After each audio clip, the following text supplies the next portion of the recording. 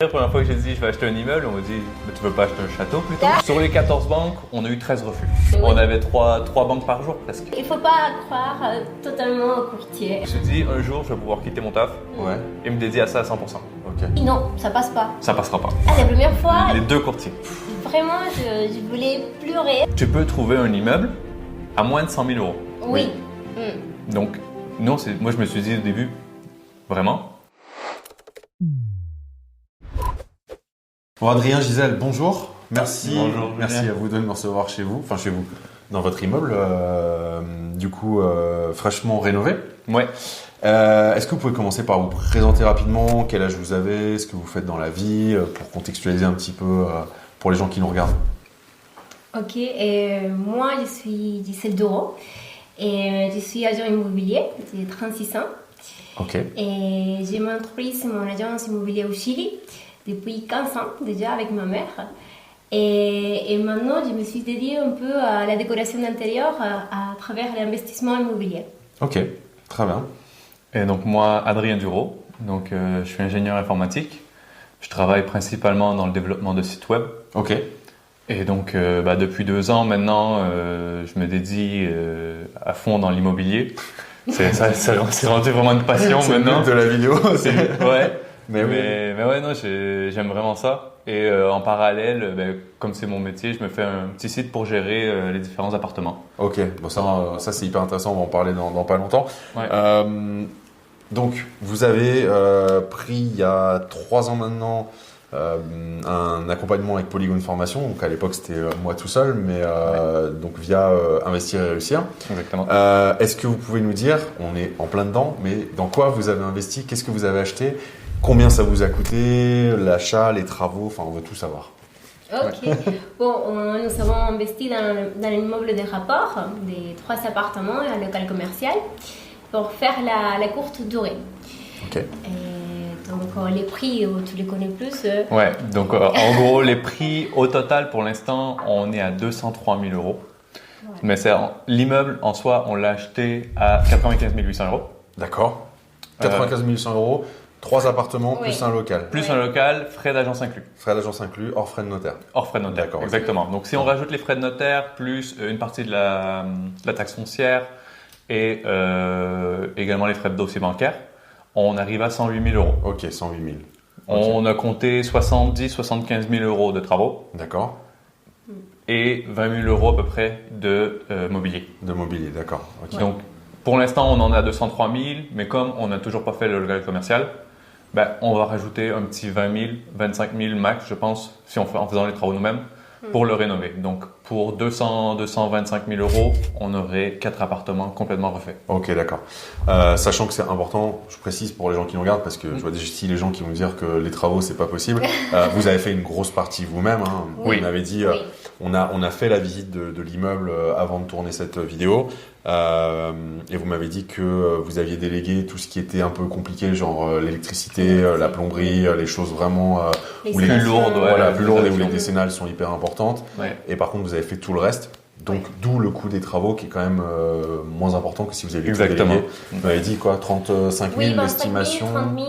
et l'estimation d'économie, hein, c'est ça, D'économie, 35 000. exactement. 35 000 Ouais. euros à peu près qu'on a économisé en faisant certains Ouais. travaux nous-mêmes. Ok. Beaucoup de Ouais. travaux nous-mêmes. Ouais. Oui, l'enduit, la peinture, la décoration d'intérieur aussi, Oui. parce que tu le prends à côté. et C'est une prestation. beaucoup plus cher, Ouais. c'est une Ouais. prestation à côté, oui. Donc, oui. Ok, c'est bien. Donc 200, allez, bien fini, un bon 225, 230 000 euros Exactement. pour 4 appartements. Ouais. On est dans les Pyrénées, on est dans une ville des Pyrénées et vous avez prévu d'exploiter ça en location courte durée. Courte Exactement. durée, Ok. Ouais. Ouais, pour recontextualiser encore, c'est vrai que vous venez juste de finir les travaux. Ce soir, il y a la soirée d'inauguration, c'est pour ça que je suis là aussi. Oui. Mais voilà, l'exploitation démarre officiellement dans une semaine en location courte durée. Exactement. Mais vous avez déjà des réservations, vous m'avez dit. 3 Trois réservations. ok, super. Ouais. Voilà, sachant qu'on est au mois de janvier, on n'est pas non plus dans la période la plus, La plus la grande, dense. la plus haute. Ouais. Ouais, c'est bien, c'est encourageant. Ouais. Cet investissement, donc cet immeuble, moi je me souviens, enfin on en parlait, hein, vous avez Ouais. pris l'accompagnement, on était en En février 2020, Exactement. juste avant le Covid, juste avant le confinement. Donc il y a Oui. 3 ans, quasiment jour pour jour, hein, un mois Ouais. près. Combien de temps ça vous a pris du coup entre vous avez pris la formation, au bout de combien de temps vous avez trouvé l'immeuble ce qui est déjà une première étape. Et après, combien de temps ça vous a pris entre le moment où vous avez trouvé l'immeuble et aujourd'hui pour arriver au bout de ce projet? Ouais. On s'est divisé un peu les choses. D'abord, j'ai commencé à faire l'étude des marchés. Donc, j'ai cherché pendant 6 mois dans différentes villes.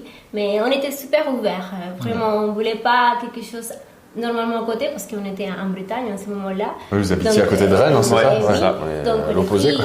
Les prix, c'était un peu cher. Donc, on s'est dit, OK, on est ouvert. En plus, on aime bien changer de ville. Donc, on pouvait le faire. On va regarder partout en France. Ok. Ouais. Donc, oui, on a fait ça. On a trouvé la ville, on l'a visitée.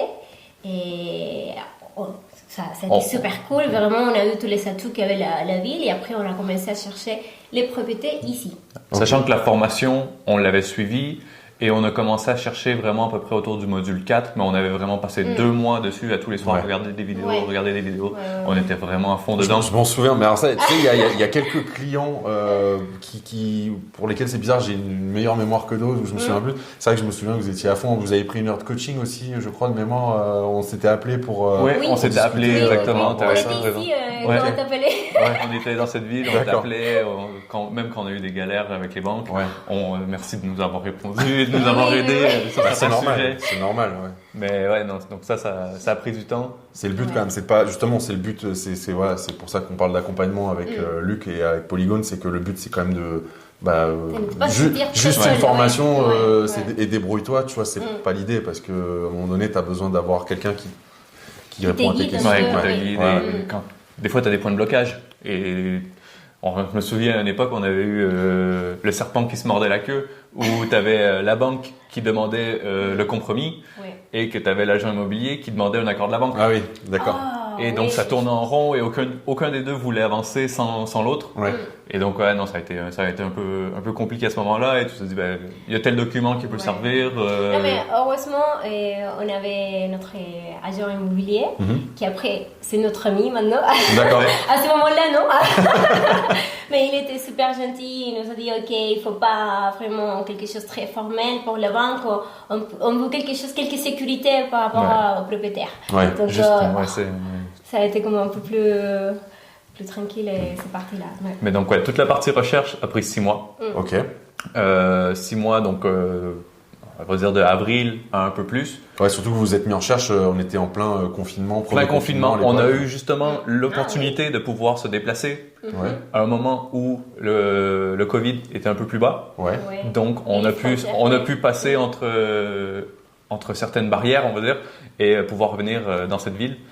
Et on a eu la chance, on a passé une semaine ici dans laquelle on s'est dit, ok, il faut trouver un immeuble. On a vraiment aimé la ville. Donc on a commencé à chercher et finalement on en a trouvé un, on avait fait une offre, pas sur celui-ci. Je savais même pas ça. On avait fait une offre sur un autre et on était reparti, tout content. Et un agent immobilier nous envoie une offre spéciale qu'il avait pas encore publiée. Et c'était cet immeuble. D'accord. Et donc il nous a envoyé une vidéo. Oui. Et on a fait l'offre sur vidéo. Oui. On n'a pas eu l'opportunité de le connaître. Incroyable. Donc on n'a même pas visité cet immeuble. On a fait une offre dessus directement. Et on a annulé l'offre d'avant. Même les agents immobiliers étaient contents qu'on les ait appelés pour leur dire qu'on annule. Donc c'est pas quelque chose d'impossible. Sachant que de toute façon, au compromis, on peut annuler. Donc ils ont préféré qu'on leur dise tout de suite et ils ont même dit merci. Comme ça, ils travaillent pas pour rien, quoi. Ils savent. Exactement. Et donc c'est ça. Donc 6 mois après, on a trouvé cet immeuble et donc on a commencé toutes les démarches. On a fait l'offre, elle a été acceptée parce qu'on l'a fait au prix. Oui, on l'a fait au prix. Les prix c'était super bien. Donc on ne voulait pas les perdre. Après, quand on a parlé avec notre ami, notre agent immobilier, il nous a dit une semaine après, il avait des appels et on a fait dans les bons moments. Il a reçu 100 ou 200 appels pour cet immeuble. Parce qu'il l'a laissé pour garder les contacts un peu et tout ça, mais tu sais, une bonne affaire, il faut savoir se positionner vite. Et si c'est déjà une bonne affaire au prix, particulièrement quand c'est un contexte tendu, tu fais l'offre au prix, tu discutes pas pour gratter 3 000 €, c'est pas... Non, c'est pas nécessaire. Alors que quelqu'un va le faire au prix de... Exactement, voilà. Et là, tu t'en mordras les doigts, donc... Ok. Et donc, c'est ça. Après les 6 mois, on a fait l'offre. Et ensuite, c'est là que ça a pris du temps. Donc, il fallait qu'on fasse quelques devis avec des travaux, avec des artisans, Ensuite, il y a eu des délais avec les notaires. Les notaires, pendant le Covid, ont pris directement 2-3 mois de retard. Oui, c'est vrai, je m'en souviens. Et les banques également. Donc, sachant qu'en plus, on a investi en SCI. D'accord. Notre banquier ne connaissait pas nécessairement toutes les démarches à faire de son côté pour pouvoir allouer un prêt à une SCI. Donc, il y a eu également un peu plus de délai de ce côté-là. Mais en gros, pour donner des dates, on a signé l'offre en août 2020, excuse-moi. L'offre d'achat. L'offre d'achat Ouais. pour cet immeuble en août 2020. On a signé le compromis en mars 2021, donc 7 mois après. C'est incroyable ça. Oui. Ensuite, il s'est passé 3 mois entre le compromis et l'acte de vente. Ok. Donc ça a pris 3 mois avec les Bon, ça, les oui, à banques. la rigueur. Ça, c'est pas trop grave. Même si ça peut aller plus vite normalement. Généralement, c'est en 2 mois que c'est réglé, max. Mais là, ça a pris 3 mois. Ouais, bon, ça me choque pas, c'est ok. Donc on a acheté cet immeuble concrètement en juin 2021. D'accord. Si je me trompe pas, ouais. Et les travaux ont commencé en novembre 2021. 2021. Et ils se sont achevés. En juin 2022. D'accord. Donc ça a pris un peu plus de temps. Je te rappelle tout Ouais. ça. Mais juin 2022, on est d'accord, c'est la partie artisan. Après, il y a Exactement. eu votre partie à vous. Et oui. Qu'on avait déjà commencé en même temps que les artisans, mais il nous restait encore beaucoup de choses à faire. Et on était que tous les deux le soir et les week-ends. Donc ça laisse peu de temps. On a eu des amis qui sont venus pour nous aider. Plutôt un ami, Adrien. C'est super important parce qu'il était un peu le gourou. Parce qu'on n'avait pas d'expérience sur les travaux. Et lui, il avait d'expérience. Donc, il nous a guidés de faire toutes les choses. Et après, on a continué nous-mêmes. Mais avec... On avait déjà une bonne base. Oui. Ouais. Donc non, ça a pris les travaux. On vient de terminer. C'était en décembre 2022. 2022, voilà. Et là, inauguration, janvier 2023. Exactement. Donc, c'est un bien. peu long, hein. Bah ouais, mais c'est bien parce que tu vois, les gens qui nous regardent, souvent, ils disent, on a l'impression que c'est hyper facile et je pense que on va revenir dessus. Hein, voilà, C'était loin d'être facile, ça prend du temps. Je pense que c'était exceptionnellement long. Je pense pas que 3 ans, c'est très long quand Oui, même. 3 ans, c'est long. Oui, Mais c'est je long. pense pas que ça soit tout le temps comme ça. Non, mais ça montre que voilà, vous n'avez pas lâché le truc. Ouais. Et alors, on en parlait tout à l'heure là quand on faisait la visite, mais tu m'as dit, vous avez fait 14 banques. Ouais. Ah oui. Pour avoir le Oui, financement. c'est ça. Et vous avez même utilisé un petit subterfuge pour, avec le fait de ne pas faire les travaux au rez-de-chaussée. Pour que Exactement. le financement passe. Ah, ça, c'est hyper important et j'aimerais bien qu'on en parle parce que 14 banques, c'est pas rien. Ça Ouais. montre quand même une sacrée détermination. Ouais. Voilà. La plupart des gens, ils vont voir une, voire 2 banques. Et parce qu'ils ont pris 2 noms, ils se disent ah bah non, les banques prêtent plus d'argent. Non, enfin. Non, en ça a été dur. Je veux dire un petit peu de ma part, c'est pas ma langue, le français, donc il fallait pour moi se préparer énormément et prendre comme tous les chiffres et toutes les choses.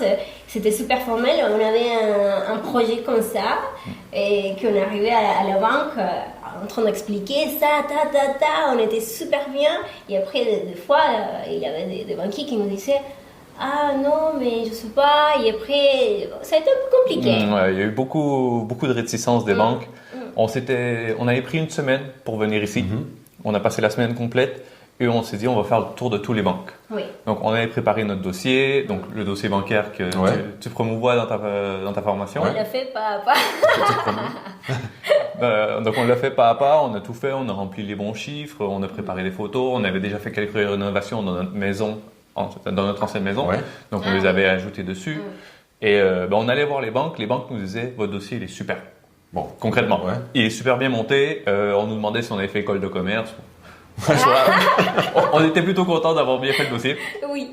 Mais à la fin, c'est ça le truc, il fallait s'armer de patience parce que les banques ont mis beaucoup de temps à nous répondre, évidemment. Et donc, on les a fait une par une. Certains nous ont donné un refus direct parce qu'on n'habitait pas dans la région ou qu'ils ne prêtent pas comme ça. Il faut 30% d'apport. Donc, ça a été très dur. Et d'autres banques, ça a pris un peu plus de temps. Et les autres qui n'ont pas répondu. Il y en a d'autres qui ont arrêté de nous répondre, qui nous ont même pas donné un accord ou quoi que ce soit. Ils ont juste arrêté de nous répondre. De nous parler. Ça, c'est dingue. C'est Donc, incroyable. sur les 14 banques, on a eu 13 refus. Ouais. Et une seule banque qui nous a accepté le prêt, qui était la nôtre. En plus. Donc, à 9 heures de route d'ici. Oui, parce que je rappelle quand même que vous habitiez à l'époque à côté de Rennes, en Bretagne. Là, on est dans les Pyrénées, on est proche de l'Espagne. Et en plus, vous avez entre les deux changé de vie puisque vous êtes venu vous installer ici, quoi. Donc c'est assez fou. Mais oui, finalement, la banque vous a suivi. Donc comme quoi, ok. Il nous a suivis, il leur fallait juste quelques informations de la ville, d'un agent immobilier d'ici, qui leur disent que c'est rentable et que nos chiffres sont bons. Ouais. Et donc, une fois qu'ils ont eu l'accord, pas eu de problème, Super. Et ils nous ont prêté. Bon, ça, Mais ça a passé un peu de temps. Hein. Ça a été un long moment de stress. Quand même. Ouais, mais comme quoi, encore une fois, c'est bien la preuve que voilà, si le projet est bon, il trouve toujours son financement. Il faut, à moins d'avoir vraiment tout écumé, il faut pas lâcher, quoi. Ouais, on s'est dit, j'avoue qu'arrivé à la 14e banque, à un moment, on s'est dit, mais qu'est-ce qu'on fait si on a un refus? Oui, Est-ce qu'on continue? Et moi, ce que j'admire, c'est, t'imagines, psychologiquement, il faut tenir le coup et garder la motivation pour convaincre ton interlocuteur au bout de 13 refus. Tu te dis, bon, ouais. Et tu passes 2 heures en train de parler tout tes projets et après tu sors très fatigué et tu dois avoir un autre rendez-vous dans 2 heures. Et oui, non, c'est vraiment un boulot. Hein. Parce qu'on les a enchaînés, les entretiens. On avait 3 banques par jour presque. Ouais, tu répètes le même truc. Mais ça montre quand même que c'est c'est pas sur un claquement de doigts. Mais non, il y a du travail derrière. C'est un boulot. Ouais.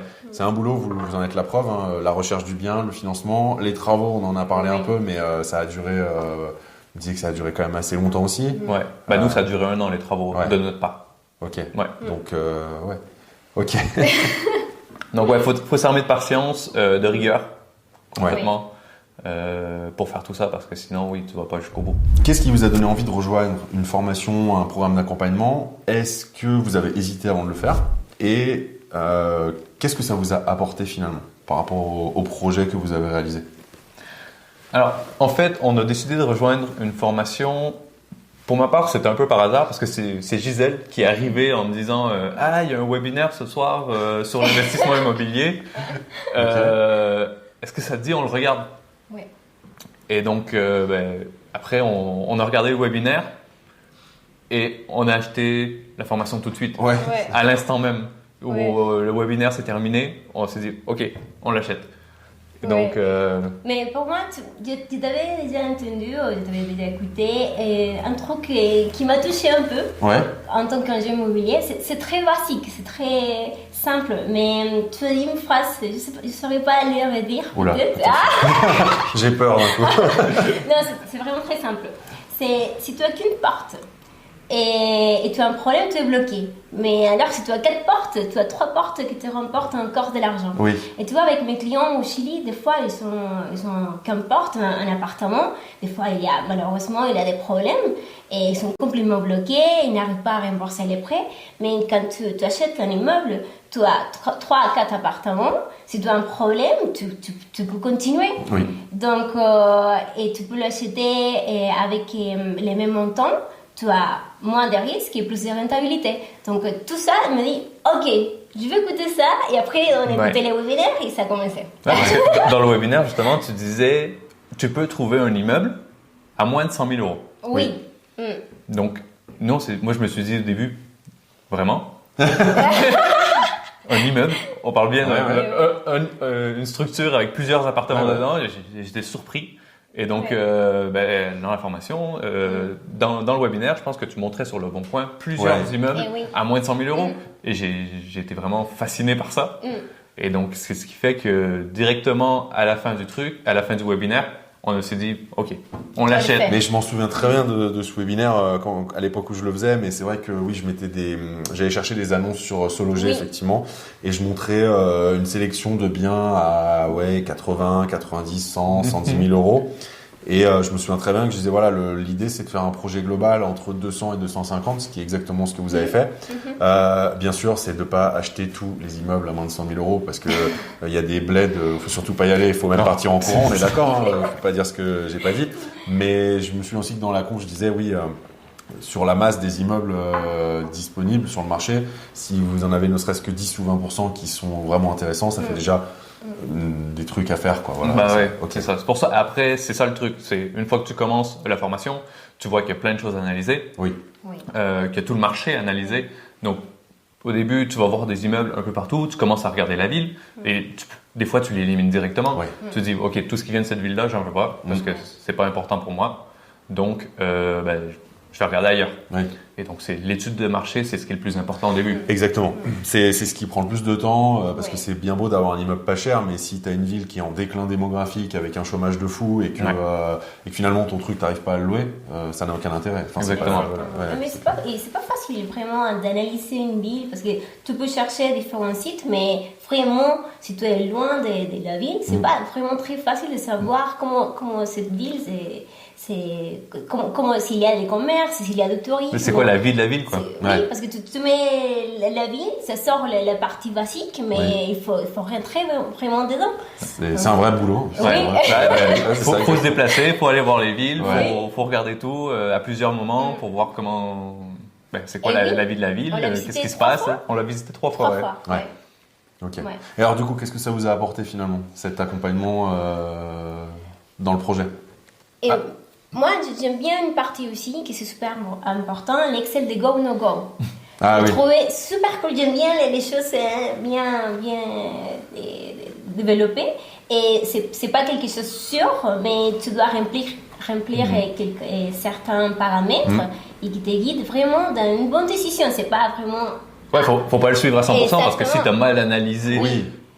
si t'as mal analysé ta ville, si t'as mal Oui. analysé l'immeuble, eh ben que l'Excel te dise go ou no go, Oui. ça veut rien dire. Ouais, Oui. Donc c'est juste pour t'aider dans une bonne prise de décision. C'est Oui. une aide, exactement, c'est une aide de prise de Exactement. décision. Mais il y a des personnes Ouais. qui ne connaissent pas sur les domaines, donc ça peut les aider Oui. énormément.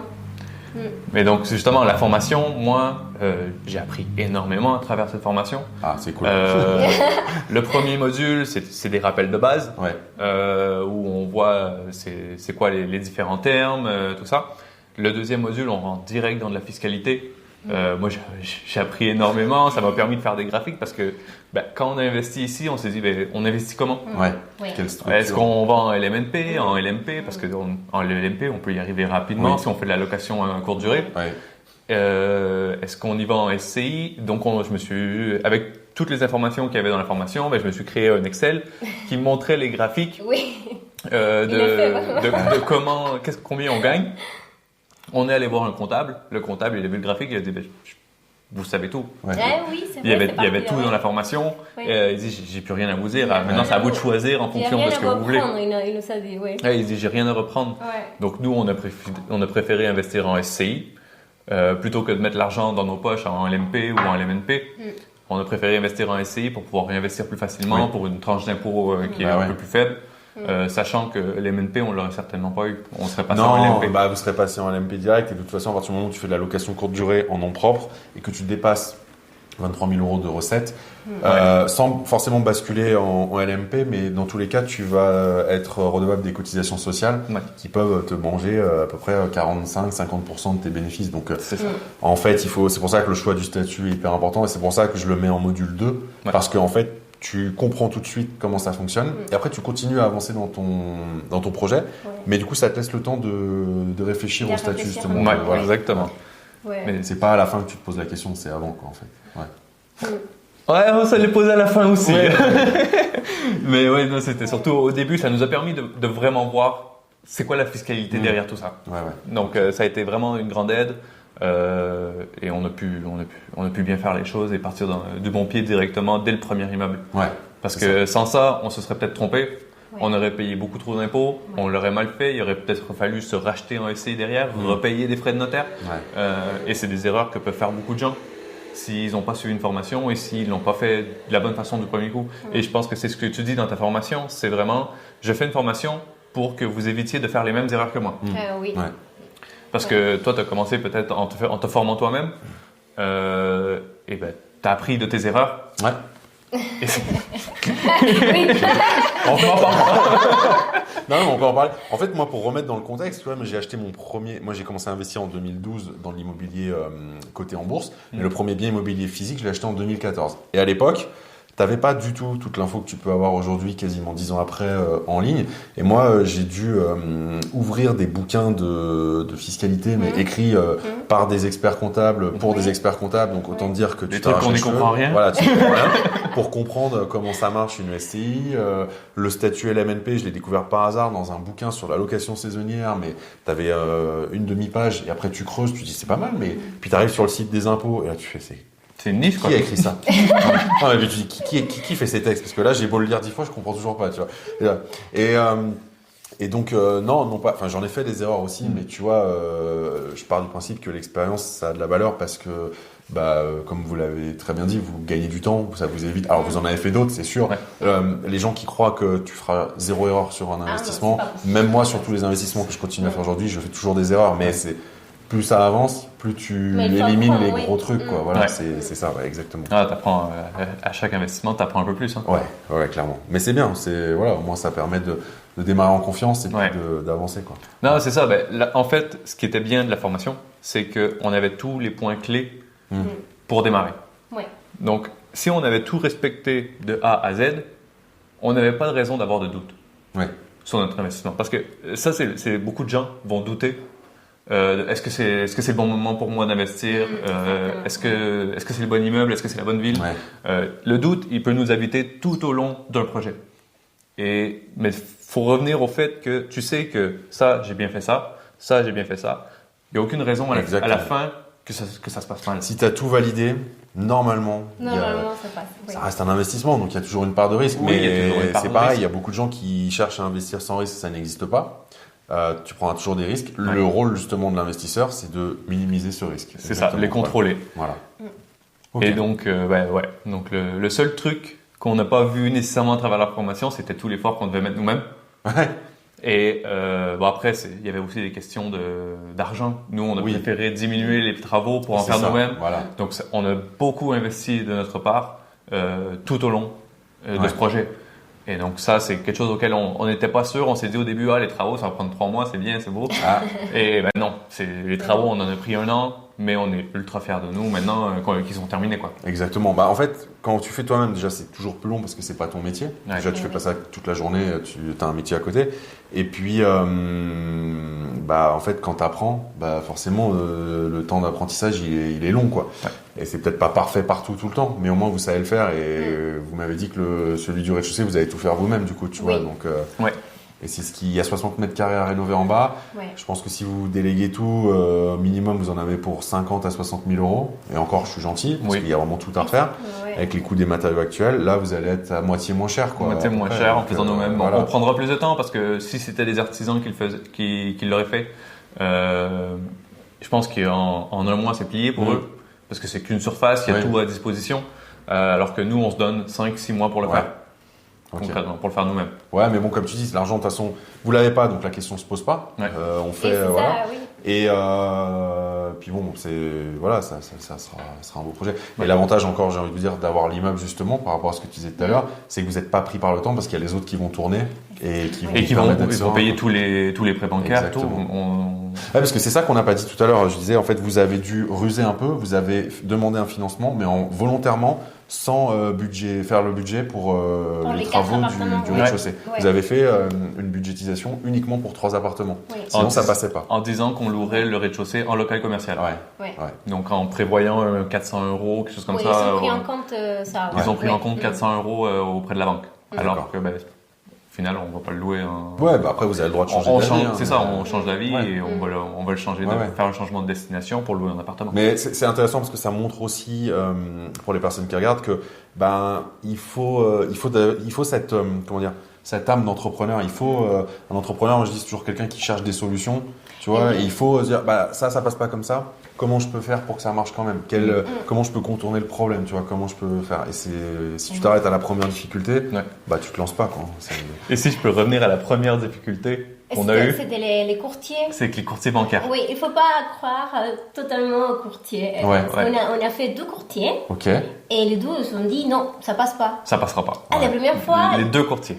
Vraiment, je voulais pleurer parce qu'on était au fond dans les projets et normalement tu te dis ok, les courtiers vont te dire simplement oui, ça passe ou ça passe pas.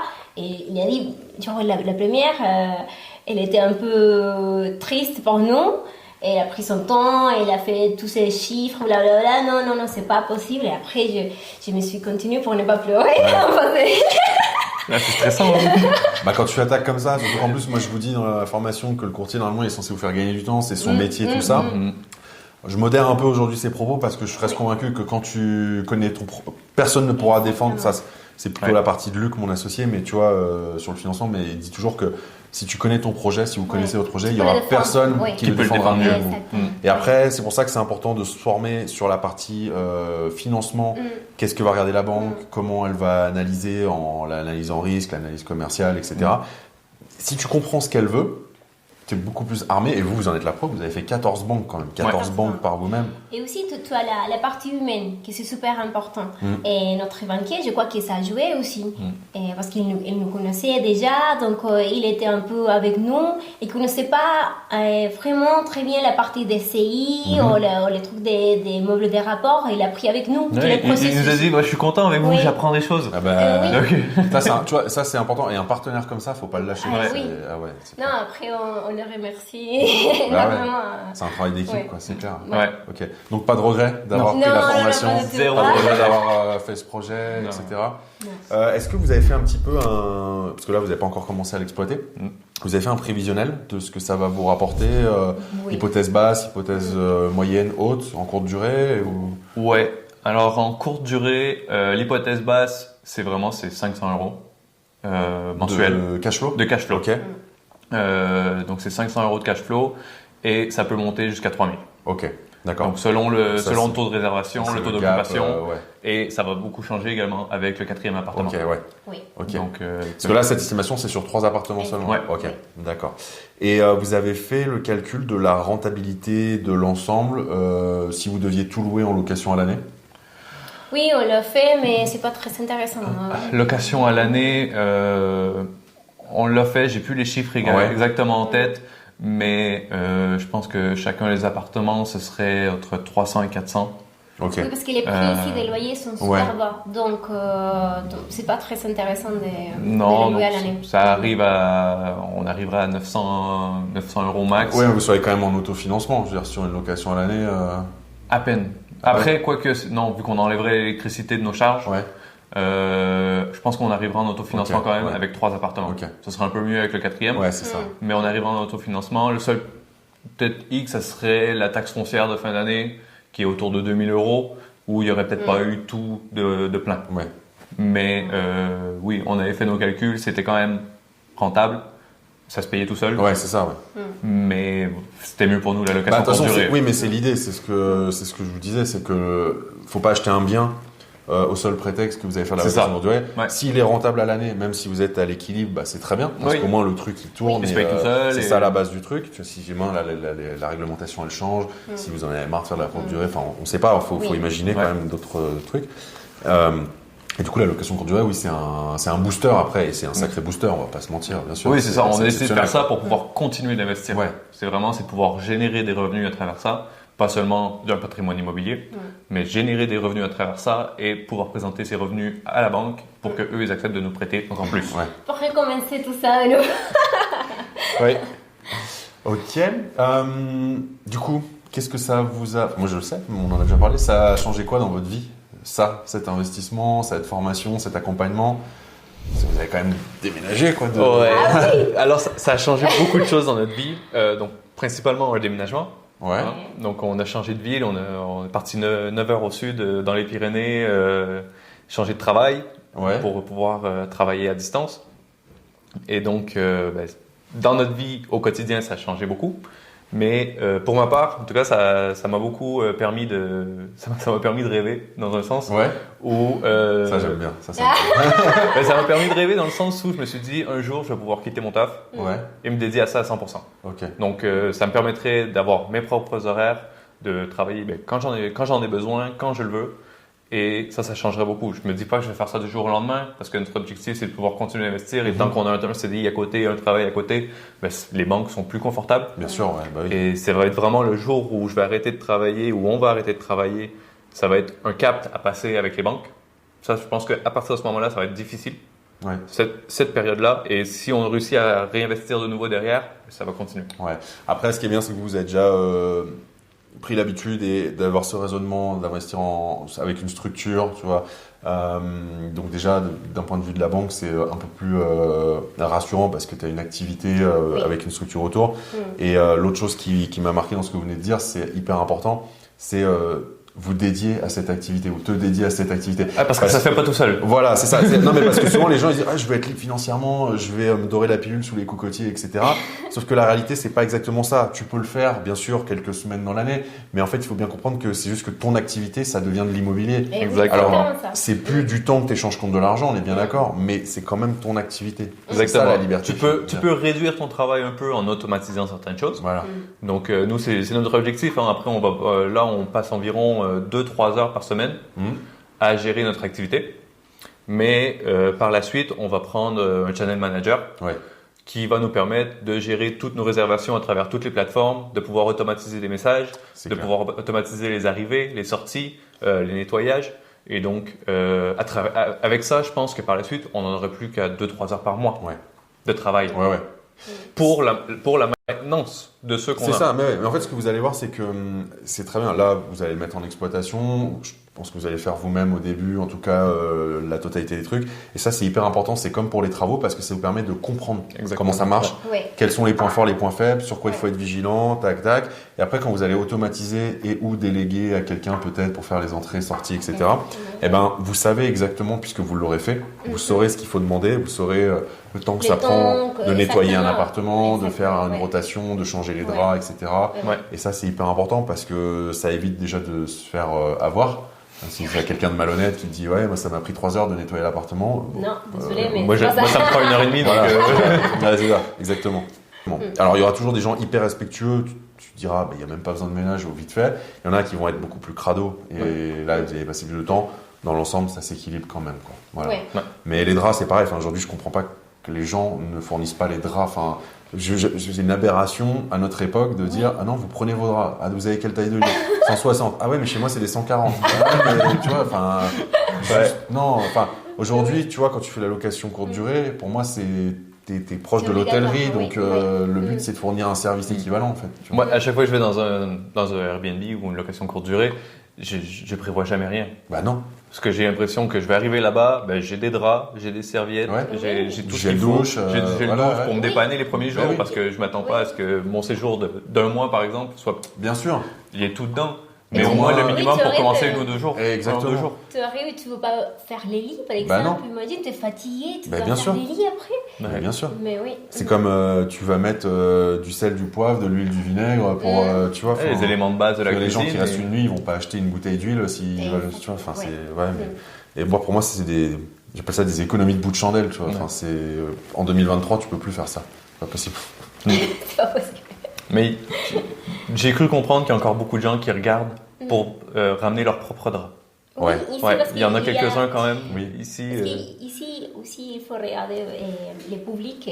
Il y a des personnes âgées et pour les cures et toutes les choses. Donc, ce sont des personnes qui, des fois, aiment bien avoir quelqu'un qui te reçoit pour l'entrée et les sorties.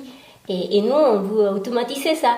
Donc, on est en train de regarder comment on va faire si vraiment il y a cette besoin de recevoir les gens, de donner la réception. Donc, on va voir qu'est-ce qui passe. Hein. Après, ce que vous pouvez faire, c'est le jour où vous aurez une personne qui viendra faire le ménage, le lavage des draps, c'est lui dire est-ce que ça vous intéresse ponctuellement on vous paye 20 € pour accueillir les gens, montrer le fonctionnement.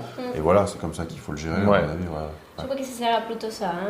Mais c'est vrai qu'il y a encore beaucoup cette génération de bailleurs à l'ancienne, de bailleurs qui faisaient de la location saisonnière avec les meubles récupérés chez papy mamie et vous ramenez vos draps, vous ramenez vos serviettes, surtout pas s'en occuper. Il n'y a pas de savon. Il n'y a rien du tout. Tu dis non mais et c'est voué à disparaître. Enfin, tu auras toujours, je pense, une clientèle pour ça. Mais ce qui fait la différence justement dans les périodes un peu plus creuses et sur du long terme, c'est quand tu es en période forte, tout se loue.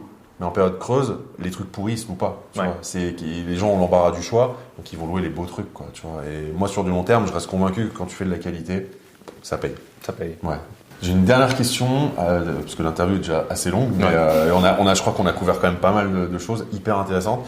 Mais j'aime bien poser cette question systématiquement à la fin. Quel est le meilleur conseil, tous les deux, que vous pourriez donner, enfin chacun le vôtre, que vous pourriez donner aux gens qui nous regardent et qui hésitent à se lancer, que ce soit dans une formation et dans l'IMO en général?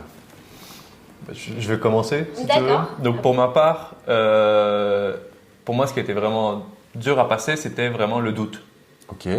Donc, j'en ai parlé un peu plus tôt, mais c'est quand tu commences à douter, tu commences à vraiment, c'est ça, je me répète, mais douter de tout. Ouais. Ça veut dire, c'est pas qu'une seule chose, c'est est-ce que j'ai choisi la bonne ville? Est-ce que j'ai choisi le bon appartement? Est-ce que la banque va accepter? Et le problème de ça, c'est que tu n'avances pas. Il y a de forts risques que tu bloques et que tu abandonnes le projet. Ouais. Avant même d'avoir commencé. Ouais. Et donc, c'est problématique. Alors que si tu suis la formation, tu sais chaque étape que tu dois faire, tu sais comment les faire et tu sais si tu les as bien fait ou non. Et donc, au final, tu n'as plus besoin de douter. Tu dois juste faire confiance à toutes les étapes que tu as fait auparavant pour arriver à faire ton bon achat et qu'il soit rentable et tout ça. Ouais, c'est-à-dire que il y a des gens qui vont être bloqués parce qu'ils aimeraient avoir les réponses de chacune des étapes en amont, alors qu'en fait, il faut juste avancer et connaître les grandes lignes. Mais ils aimeraient qu'on leur dise oui, t'en fais pas, ça va être rentable. Ouais. Alors que c'est pas nécessairement ça. Toi, tu dois être sûr des étapes que tu as fait. Ouais, je comprends. Et ben, c'est un investissement, il y a toujours un risque, c'est vrai. C'est ça. Mais c'est un risque contrôlé. Ouais, ok. Et toi, Gisèle? Pour moi, ça serait plutôt s'entourer des personnes positives aussi, des personnes qui croient en vous. Hyper important. C'est super important qui vous aident. Nous avons eu de l'aide de beaucoup de gens qui étaient là dans les pires moments et qui sont travaillés à nos côtés. Et on a eu du soutien économique aussi. Et des autres qui nous ont donné de leurs connaissances à travers leur expérience sur le terrain. Donc, et quand tu as des amis comme ça, ou de la famille aussi, et il te donne le meilleur de lui-même. Et ça on leur immersion énormément. Ouais. C'est grâce à eux qu'on est passé à travers tout. Oui. Ah, mais ça fait. On sous-estime l'entourage, mais c'est une sacrée différence. Hein. C'est super important. Et ils peuvent facilement te tirer vers le bas aussi. T'as 10 personnes quand ça va mal qui te disent, tu vois, je te l'avais bien dit, ton projet c'est de la merde, ça va pas marcher. Versus 10 personnes qui disent, mais si, continue, tu vas voir, enfin, vous avez grave avancé, ça va bien se passer, allez, on se retrousse les manches. Ouais. Je te jure que ça fait une différence de fou, quoi. Ouais. C'est